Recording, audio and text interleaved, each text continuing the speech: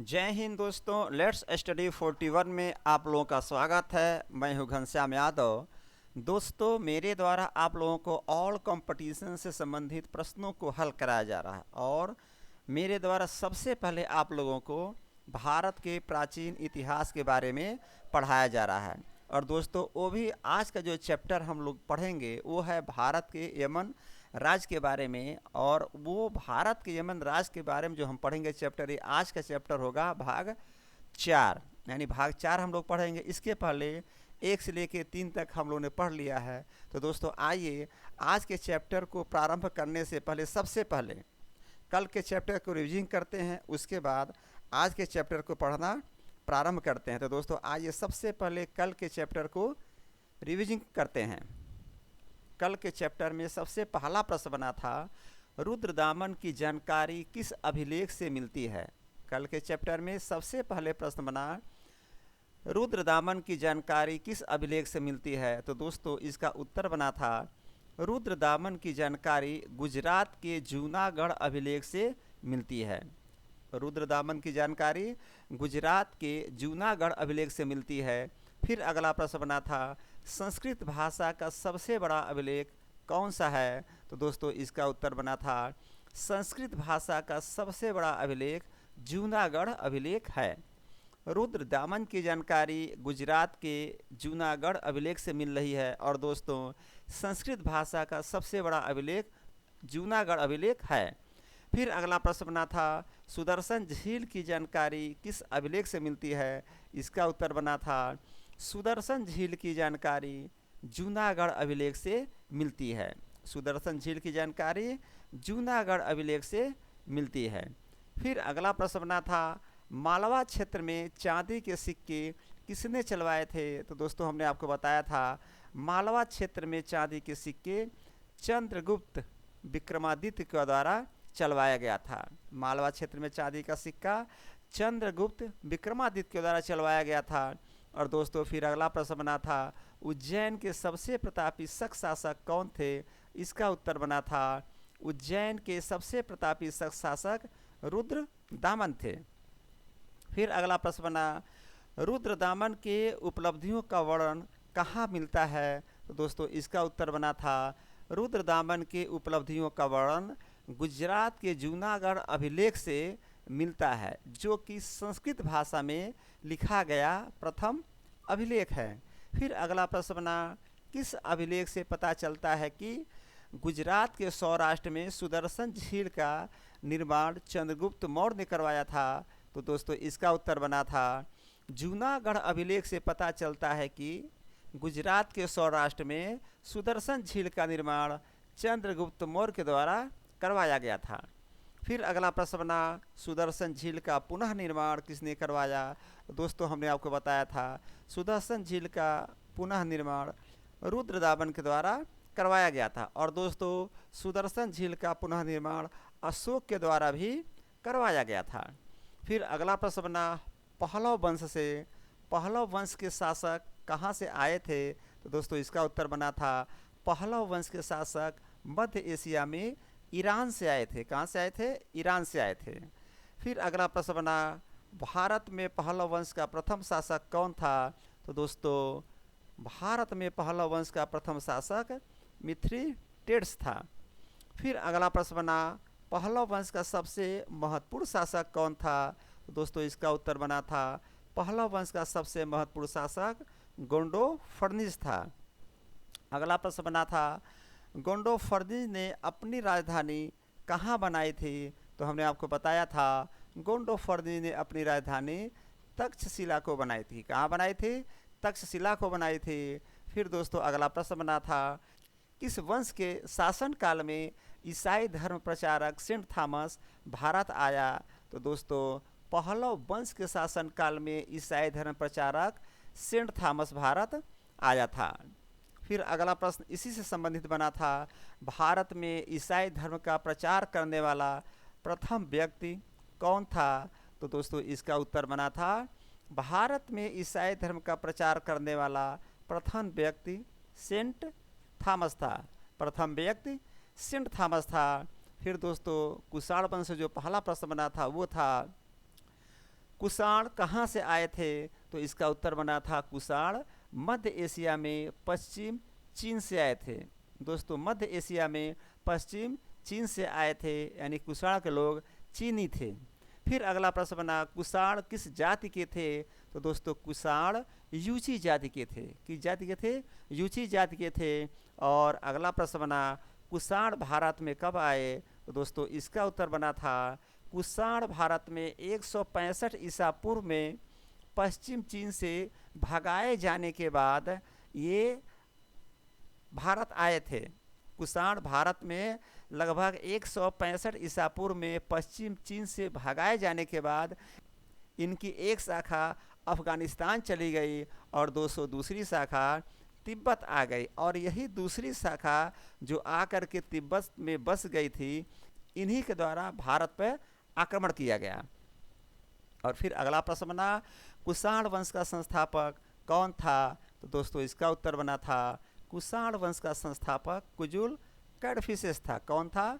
कुजुल कैडफिसेस था। और फिर अगला प्रश्न बना कुजुल कैडफिसेस कौन सा धर्म अपनाया था? तो दोस्तों इसका उत्तर बना था कुजुल कैडफिसेस के द्वारा बौद्ध धर्म को अपना लिया गया था। कुजुल कैडफिसेस के द्वारा बौद्ध धर्म को अपना लिया गया था। और फिर अगला प्रश्न बना था कुषाण वंश का दूसरा शासक कौन था? तो दोस्तों कुषाण वंश का दूसरा शासक भीम कैडफिसेस था। कौन था? भीम कैडफिसेस था। तो दोस्तों इस प्रकार से हम लोगों ने कल जो चैप्टर पढ़ा था उसका रिवीजन कर लिए। अब आइए आज के चैप्टर को पढ़ना प्रारंभ करते हैं। तो दोस्तों आज के चैप्टर भारत के यमन राज्य भाग 4 में सबसे पहले प्रश्न बन रहा है भीम कैडफिसेस ने किस धर्म को अपनाया था? तो दोस्तों ध्यान देंगे भीम कैडफिसेस ने शैव धर्म को अपनाया था। किस धर्म को? शैव धर्म को। और दोस्तों ध्यान दीजिएगा कुजुल कैडफिसेस थे, उसके द्वारा बौद्ध धर्म को अपनाया गया था, यानी कि कुजुल कैडफिसेस बौद्ध धर्म का अनुयायी था और यहाँ पर भीम कैडफिसेस शैव धर्म को अपना रहा है। तो आज का पहला ही प्रश्न बना भीम कैडफिसेस ने किस धर्म को अपनाया था? तो आप उत्तर देंगे भीम कैडफिसेस ने शैव धर्म को अपनाया था। फिर अगला प्रश्न बना कुषाण वंश का वास्तविक संस्थापक कौन था? तो दोस्तों ध्यान देंगे कुषाण वंश का वास्तविक संस्थापक भीम कैडफिसेस था। कौन था? भीम कैडफिसेस था। यहाँ दो प्रश्न बन गया भीम कैडफिसेस ने किस धर्म को अपनाया? उत्तर है भीम कैडफिसेस ने शैव धर्म को अपनाया था। और दोस्तों कुषाण वंश का वास्तविक संस्थापक कौन था? इसका उत्तर बना कुषाण वंश का वास्तविक संस्थापक भीम कैडफिसेस था। ध्यान देंगे दोस्तों कुषाण वंश के वास्तविक संस्थापक के बारे में बात की जा रही है। दोस्तों संस्थापक और वास्तविक संस्थापक में क्या अंतर होता पहले हम आपको बता चुके हैं। चलिए अगला क्वेश्चन देखते हैं। तो अगला प्रश्न बना भीम कैडफिसेस ने भारत पर आक्रमण करके किस भाग को अपने में मिला लिया था? तो दोस्तों इसका उत्तर बना भीम कैडफिसेस ने भारत पर आक्रमण करके गांधार, पंजाब और मथुरा को अपने में मिला लिया था। ध्यान देंगे जब भीम कैडफिसेस भारत में आक्रमण करता है तो कोई न कोई ऐसा जगह होगा जिसको अपने में मिलाएगा। तो दोस्तों प्रश्न यही बन रहा है कि जब भीम कैडफिसेस भारत पर आक्रमण किया तो भारत के किस विभाग को, यानी भारत के किस भाग को अपने में मिलाया? तो उत्तर बना भीम कैडफिसेस ने भारत पर आक्रमण करके गांधार को, पंजाब को और मथुरा को अपने में मिला लिया। गांधार, पंजाब और मथुरा को अपने में मिला लिया। कौन मिला रहा है? भीम कैडफिसेस। भीम कैडफिसेस भारत पर आक्रमण करके गांधार, पंजाब और मथुरा को आपस में मिला लिया। फिर अगला प्रश्न बना भीम कैडफिसेस किस धर्म को मानता था? तो दोस्तों इसका उत्तर है भीम कैडफिसेस शैव धर्म को मानता था और इसने तांबे के मुद्रा में एक तरफ शिव और नंदी और त्रिशूल और दूसरी तरफ महेश्वरवाह शब्द लिखवाया था। अब ध्यान दीजिएगा आप लोग भीम कैडफिसेस के द्वारा तांबे के मुद्रा पे एक तरफ शिव, नंदी और त्रिशूल और दूसरी तरफ महेश्वराह शब्द लिखवाया था। अब चूंकि ध्यान देंगे शिव, नंदी, त्रिशूल और महेश्वराय शब्द भगवान शिव से संबंधित है, यानी शैव धर्म से संबंधित है। और दोस्तों बीम कैटफिशेस शैव धर्म को मानता था, इसलिए इसने तांबे के मुद्रा पर एक तरफ शिव, नंदी, त्रिशूल और दूसरी तरफ महेश्वराय शब्द लिखवाया था। तो दोस्तों प्रश्न बन रहा है, बीम कैटफिशेस किस धर्म को मानता था? तो उत्तर देंगे बीम कैटफिशेस शैव धर्म को मानता था और इसने तांबे के मुद्रा में एक तरफ शिव, नंदी, त्रिशूल और दूसरी तरफ महेश्वराय शब्द को लिखवाया था।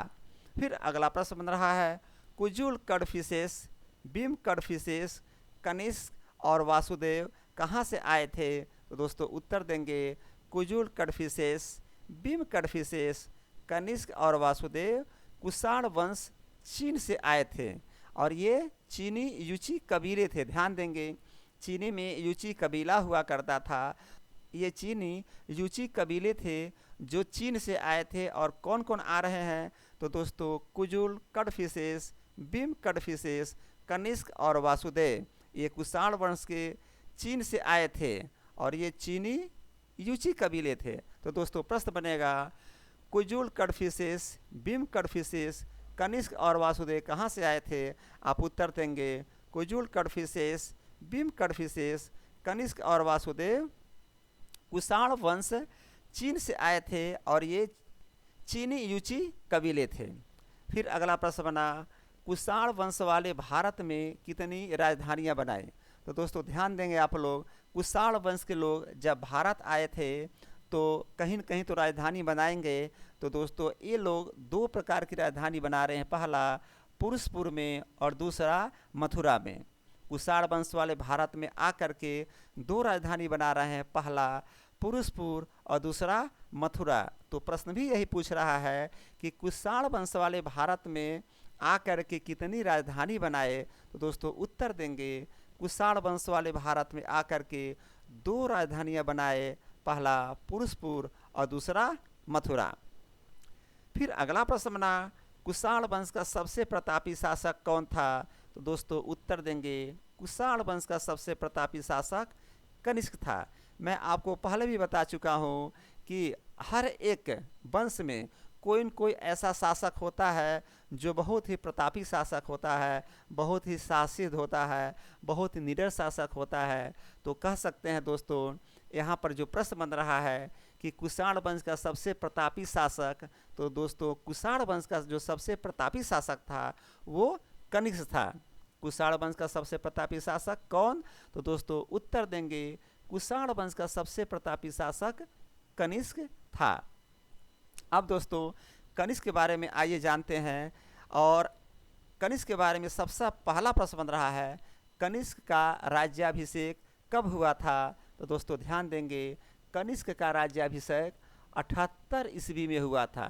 यहाँ पर ध्यान देंगे, मैं बार बार इसलिए कहता हूँ कि ध्यान दीजिएगा, क्योंकि अब ईस्वी की बात की जा रही है, ईसा पूर्व की बात नहीं की जा रही है यहाँ पर। चूँकि अभी कुछ समय पहले हम लोग केवल ईसा पूर्व की बात करते थे, लेकिन अब कहीं कहीं पर ईस्वी का प्रयोग किया जा रहा है और कहीं कहीं पर ईसा पूर्व का प्रयोग किया जा रहा है। इसलिए आप लोग कन्फ्यूज नहीं होंगे। प्रश्न पूछा जा रहा है कनिष्क का राज्याभिषेक कब हुआ था? तो दोस्तों आप उत्तर देंगे कनिष्क का राज्याभिषेक 78 ईस्वी में, यानी कि 78 BC में हुआ था। फिर अगला प्रश्न बना, कनिष्क ने भारत में औपचारिक शक संवत कब से प्रारंभ किया था? तो ध्यान देंगे दोस्तों, जब कनिष्क भारत आया तो उसने औपचारिक शक संवत का निर्माण किया। और प्रश्न यहीं पर पूछा जा रहा है कि कनिष्क ने भारत में औपचारिक शक संवत कब से प्रारंभ किया? तो उत्तर बनेगा कनिष्क ने भारत में औपचारिक शक संवत 78 ईस्वी में प्रारंभ किया था। ध्यान दीजिएगा कनिष्क का राज्याभिषेक 78 ईस्वी में हो रहा है और उसी समय राज्याभिषेक के बाद कनिष्क ने भारत में औपचारिक शक संवत 78 ईस्वी में ही प्रारंभ कर दिया। तो दोस्तों कनिष्क से दो प्रश्न बने अभी तक। कनिष्क का राज्याभिषेक कब हुआ? आप उत्तर देंगे कनिष्क का राज्याभिषेक 78 ईस्वी में यानी कि 78 BC में हुआ और कनिष्क ने भारत में औपचारिक शक सम्मत 78 ईस्वी यानी कि 78 BC में प्रारंभ कर दिया था। फिर अगला प्रश्न बना, कनिष्क ने कौन सी उपाधि धारण किया था?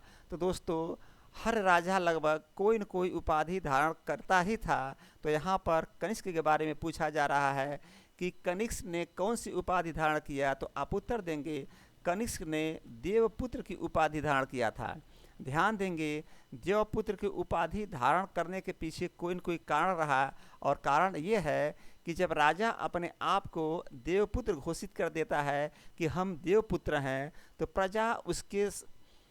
प्रजा उससे थोड़ा सा और इन्वॉल्व हो जाती है, यानी कि भावनात्मक लगाव आ जाता है राजा के प्रति कि राजा देवता का पुत्र है यानी देवपुत्र है। तो जब देवपुत्र इसने उपाधि धारण कर लिया और इसके पीछे कारण यही था कि सोचा कि जब देवपुत्र की उपाधि धारण कर लेंगे तो प्रजा हमसे और जुड़ जाएंगे और उनका भावनात्मक लगाव मेरे प्रति और हो जाएगा। इसलिए देवपुत्र की उपाधि कौन धारण कर रहा है?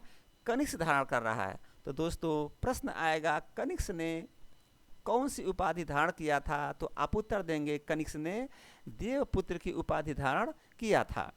फिर अगला प्रश्न आया, कनिष्क की राजधानी कहाँ थी? तो दोस्तों कनिष्क की राजधानी पुरुषपुर यानी पेशावर में थी। कनिष्क की राजधानी पुरुषपुर पेशावर में थी।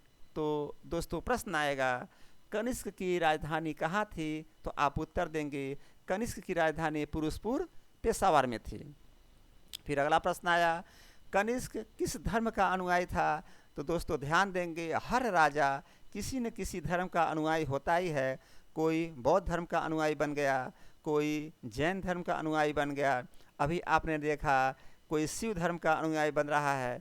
तो यहाँ पर प्रश्न आ रहा है कि कनिष्क किस धर्म का अनुयायी था? तो दोस्तों इसका उत्तर है कनिष्क बौद्ध धर्म के महायान शाखा का अनुयायी था। ध्यान देंगे दोस्तों बौद्ध धर्म में हीनयान और महायान दो प्रकार की शाखाएं थी, यानी कि बौद्ध धर्म दो शाखाओं में बट गया था और यहाँ पर कनिष्क महायान शाखा का अनुयायी बन गया था। प्रश्न आएगा कनिष्क किस धर्म का अनुयायी था? तो आप उत्तर देंगे कनिष्क बौद्ध धर्म के महायान शाखा का अनुयायी था, यानी कि कनिष्क बौद्ध धर्म के हीनयान शाखा का अनुयायी नहीं था, यह महायान शाखा का अनुयायी था। फिर कहूँगा प्रश्न आएगा कनिष्क किस धर्म का अनुयायी था? आप उत्तर देंगे कनिष्क बौद्ध धर्म के महायान शाखा का अनुयायी था।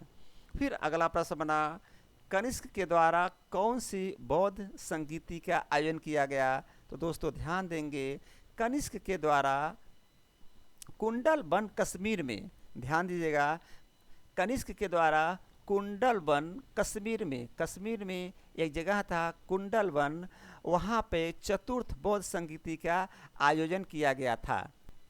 कनिष्क के द्वारा कश्मीर में एक जगह था कुंडल वन, वहाँ पर दोस्तों चौथी यानी चतुर्थ बौद्ध संगीति का आयोजन किया गया था। तो प्रश्न आएगा कनिष्क के द्वारा कौन सी बौद्ध संगीति का आयोजन किया गया था? तो आप उत्तर देंगे कनिष्क के द्वारा कुंडल वन कश्मीर में चतुर्थ बौद्ध संगीति का आयोजन किया गया था। फिर दोस्तों अगला प्रश्न बन रहा है, चौथी बौद्ध संगीति के अध्यक्ष कौन थे? तो दोस्तों जाहिर सी बात है अगर बौद्ध संगीति हो रही है तो कोई न कोई उसका अध्यक्ष होगा। जैसे 3 बौद्ध संगीति हुए तो उसके अध्यक्ष रहे, उसी तरह से ठीक उसी प्रकार चौथी बौद्ध संगीति हो रही है तो उसका कोई न कोई अध्यक्ष जरूर होगा। तो प्रश्न पूछ रहा है चौथी बौद्ध संगीति के अध्यक्ष कौन थे? तो आप उत्तर देंगे चौथी बौद्ध संगीति के अध्यक्ष वसुमित्र थे। कौन थे? वसुमित्र थे। तो प्रश्न आएगा चौथी बौद्ध संगीति के अध्यक्ष कौन थे? आप उत्तर देंगे चौथी बौद्ध संगीति के अध्यक्ष वसुमित्र थे। फिर अगला प्रश्न आया, किस बौद्ध संगीति से बौद्ध धर्म का हीनयान और महायान में स्पष्ट विभाजन हो गया? ध्यान देंगे मैंने अभी आपको बताया कि दोस्तों बौद्ध धर्म हीनयान और महायान 2 भागों में बट गया।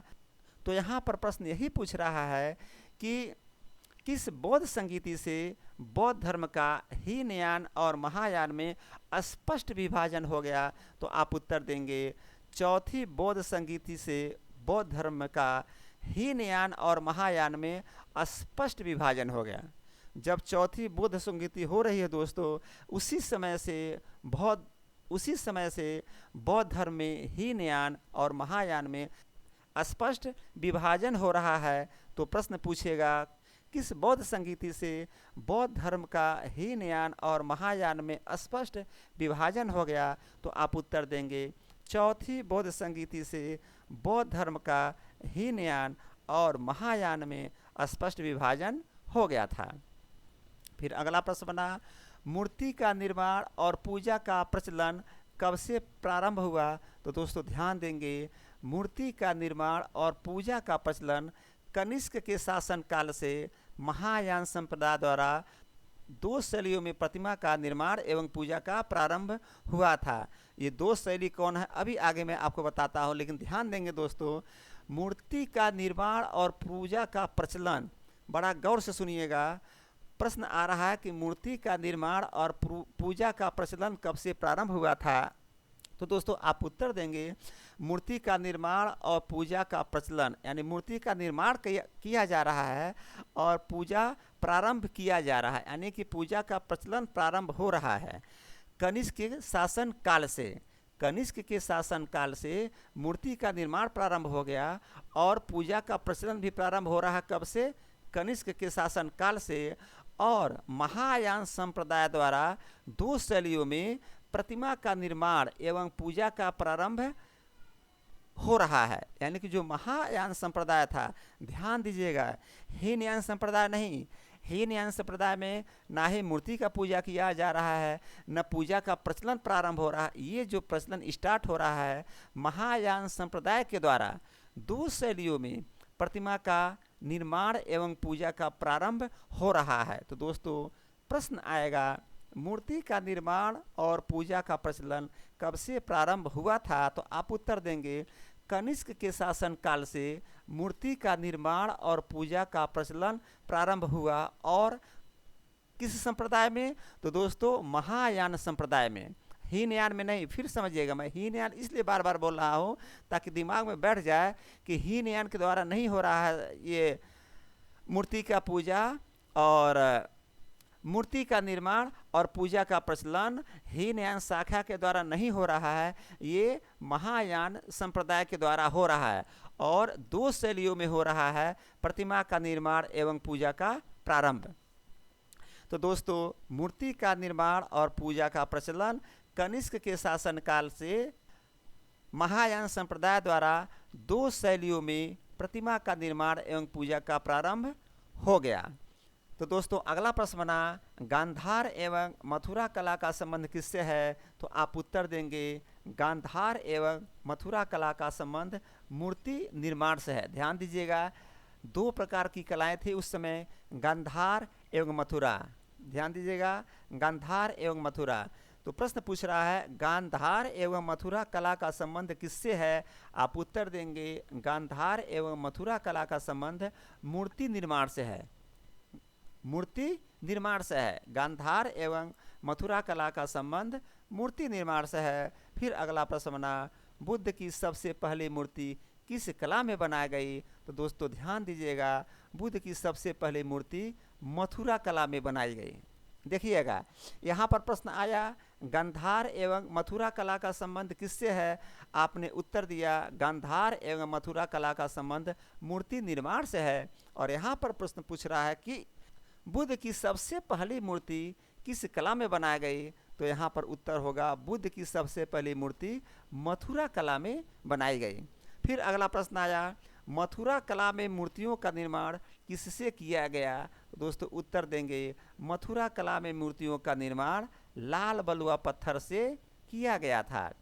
याद रखिएगा, मथुरा कला में मूर्तियों का निर्माण किससे किया जा रहा है? तो आप उत्तर देंगे मथुरा कला में मूर्तियों का निर्माण लाल बलुआ पत्थर से किया जा रहा है। 2 कला है, गांधार कला एवं मथुरा कला। गांधार कला एवं मथुरा कला का संबंध मूर्ति निर्माण से है और बुद्ध की सबसे पहले मूर्ति मथुरा कला में बनाई जा रही है। और दोस्तों जो मथुरा कला में मूर्ति बनाई जा रही है उसका निर्माण लाल बलुआ पत्थर से किया जा रहा है। तो दोस्तों आज का अंतिम प्रश्न यही था।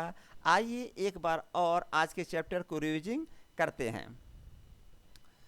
तो दोस्तों आज का सबसे पहले प्रश्न बना था बीम कैडफिसस ने किस धर्म को अपनाया था। तो दोस्तों हमने आपको बताया बीम कैडफिसस ने शैव धर्म को अपनाया था। और दोस्तों इसके पहले हमने आपको बताया था कुजुल कैडफिसस ने किस धर्म को अपनाया था। तो दोस्तों उसका उत्तर बना था कुजुल कैडफिसस ने बौद्ध धर्म को अपनाया था।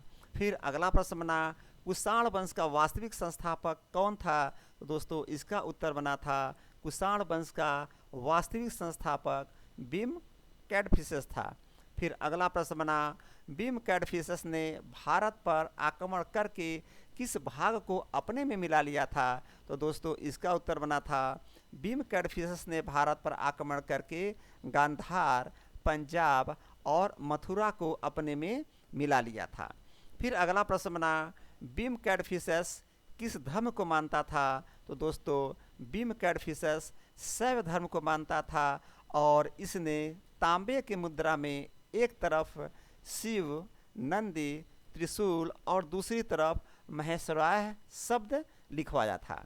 फिर अगला प्रश्न बना कुजुल कैडफिसस, बीम कैडफिसस, कनिष्क और वासुदेव कहाँ से आए थे। तो हमने आपको बताया कुजुल कैडफिसस, बीम कैडफिसस, कनिष्क और वासुदेव कुषाण वंश चीन से आए थे और ये चीनी यूची कबीले थे। फिर अगला प्रश्न बना था कुषाण वंश वाले भारत में कितनी राजधानियां बनाई थी। तो दोस्तों कुषाण वंश वाले भारत में 2 राजधानियां बनाई थी, पहला पुरुषपुर और दूसरा मथुरा। फिर अगला प्रश्न बना कुषाण वंश का सबसे प्रतापी शासक कौन था। तो दोस्तों कुषाण वंश का सबसे प्रतापी शासक कनिष्क था। कौन था? कनिष्क था। और फिर अगला प्रश्न बना कनिष्क का राज्याभिषेक कब हुआ था। तो दोस्तों कनिष्क का राज्याभिषेक 78 ईस्वी में हुआ था। फिर अगला प्रश्न बना कनिष्क ने भारत में औपचारिक शक संवत कब से प्रारंभ किया। इसका उत्तर बना था कनिष्क ने भारत में औपचारिक शक संवत 78 ईस्वी में प्रारंभ किया था। और दोस्तों अगला प्रश्न बना कनिष्क ने कौन सी उपाधि धारण किया। तो दोस्तों हर राजा कोई न कोई उपाधि धारण करता था, तो कनिष्क ने भी देवपुत्र की उपाधि धारण किया था। फिर अगला प्रश्न बना कनिष्क की राजधानी कहाँ थी। तो दोस्तों इसका उत्तर बना था कनिष्क की राजधानी पुरुषपुर यानी पेशावर थी।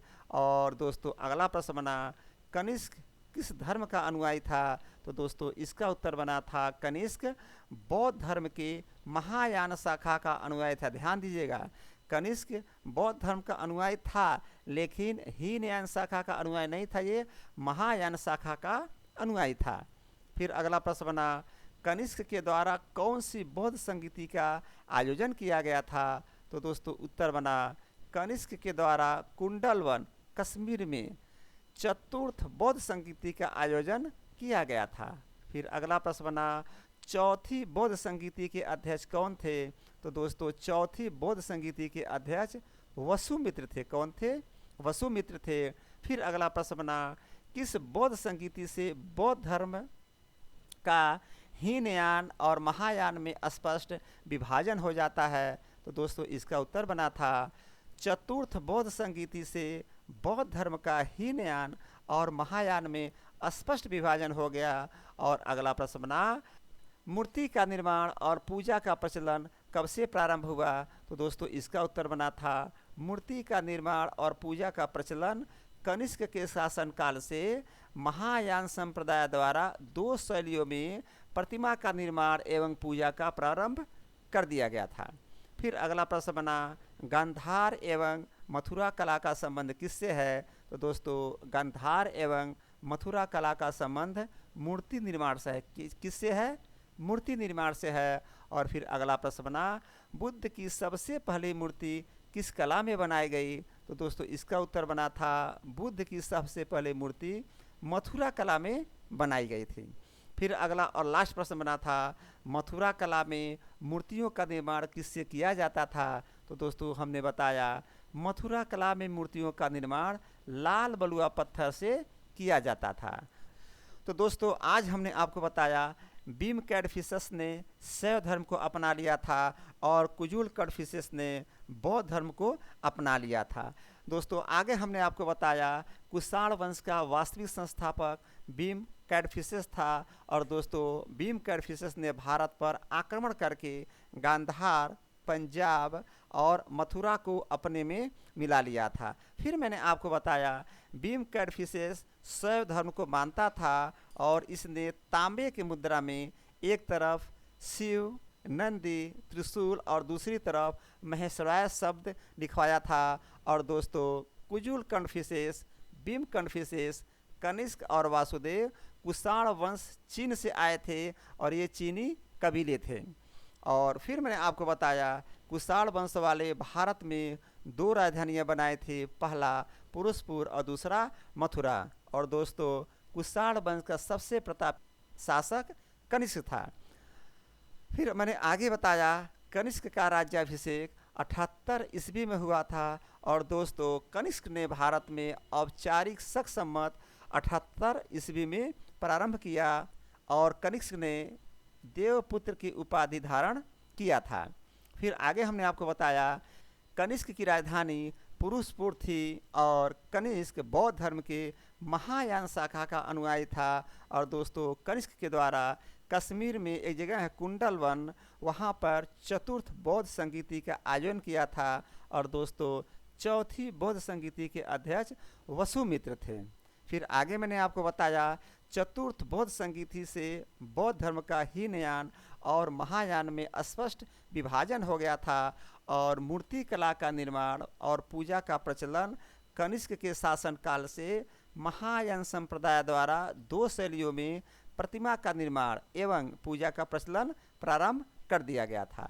फिर हमने आपको बताया गांधार एवं मथुरा कला का संबंध मूर्ति निर्माण से है और दोस्तों बुद्ध की सबसे पहली मूर्ति मथुरा कला में बनाई गई थी। और आज का अंतिम प्रश्न था मथुरा कला में मूर्तियों का निर्माण किससे किया गया था? तो दोस्तों इसका उत्तर बना था मथुरा कला में मूर्तियों का निर्माण लाल बलुआ पत्थर से किया गया था। तो दोस्तों आज का चैप्टर यहीं पर समाप्त होता है। मुझे उम्मीद है कि आप लोग बहुत ही मन लगा के पढ़े होंगे, दिल से पढ़े होंगे और मुझे उम्मीद है कि आज का चैप्टर आप लोग को याद हो गया होगा। लेकिन फिर कहूँगा, हर बार कहता हूँ रिविजिंग मस्ट है, याद हो गया फिर भी 2 दिन बाद 4 दिन बाद एक बार इसको रिविजिंग ज़रूर करेंगे। और दोस्तों इससे क्या होगा कि जो आपको याद करने के बाद भूल जाता है या थोड़ा सा कहते हैं कि याददाश्त से बाहर हो जाता है, तो रिविजिंग करने से पुनः याद हो जाता है, यानी दिमाग में बातें आ जाती हैं और फ्यूचर में उससे बड़ा फ़ायदा होता है। इसलिए रिविजिंग करिए और दोस्तों इस चैनल को लाइक करिए, सब्सक्राइब करिए, कमेंट बॉक्स में कमेंट करके जो पूछना पूछिए, उसका उत्तर दूंगा। और इस प्रकार आज का चैप्टर यहीं पर समाप्त करता हूँ। जय हिंद, जय भारत।